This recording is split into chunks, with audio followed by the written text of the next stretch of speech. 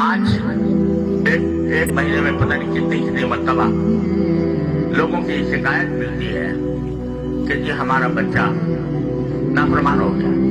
ہم نے اس کو اعلیٰ تعلیم کے لیے مغربی یونیورسٹیوں میں بھیجا تھا, لیکن اب وہ ہماری بات ہی نہیں مانتا. تو اکبر الہٰبادی نے تو مرحوم نے اس زمانے میں کہہ دیا تھا کہ ہم ایسی سب کتابیں قابل ضبطی سمجھتے ہیں, ہم ایسی سب کتابیں قابل ضبطی سمجھتے ہیں کہ جن کو پڑھ کے بیٹے باپ کو خبطی سمجھتے ہیں. تو آج یہ منظر ہمیں نظر آ رہا ہے.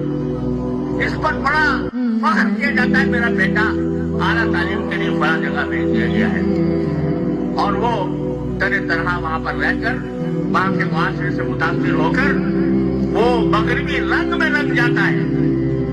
اس کو خدا کا پتہ نہیں, اس کو رسول کا پتہ نہیں, اور والدین بعد میں آتے روتے کہ جی ہم نے بھیجا تھا لیکن ہاتھ سے نکل گیا. کیوں ہوا ایسا؟ اس لیے کہ آپ کی ذمہ داری تھی کہ اپنے بچوں کی صحیح تعلیم و تربیت کریں. ماں کی آغوش سب سے پہلا مدرسہ ہوتا ہے کسی بچے کے لیے.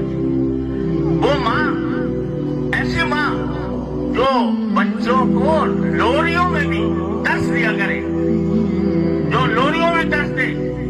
ایسی مائیں ہوتی تھیں کہ جو تلاوت کیے بغیر دودھ نہیں پلایا کرتی تھی بچوں کو. وہ چاہتی تھی کہ قرآن کریم کا نور ان کے سینے میں منتقل ہو. آج نہ ماں کو فکر ہے نہ باپ کو فکر ہے کہ میرا بچہ وہ آگے چل کر کیا بنے گا. اتنا تو ضرور ہے کہ میں تھوڑی سی اس کو ڈگریاں دلوا دی, لیکن ڈگریاں دلوانے کے بعد بے شک وہ ماسٹر بن گیا, وہ گریجویٹ بن گیا, وہ پی ایچ ڈی ہو گیا, وہ ماسٹر کہلانے لگا, لیکن صحیح انسان بھی بنا کہ نہیں, مسلمان بھی بنا کہ نہیں. یہ تصور ذہنوں سے اوجھل ہوتا جا رہا ہے.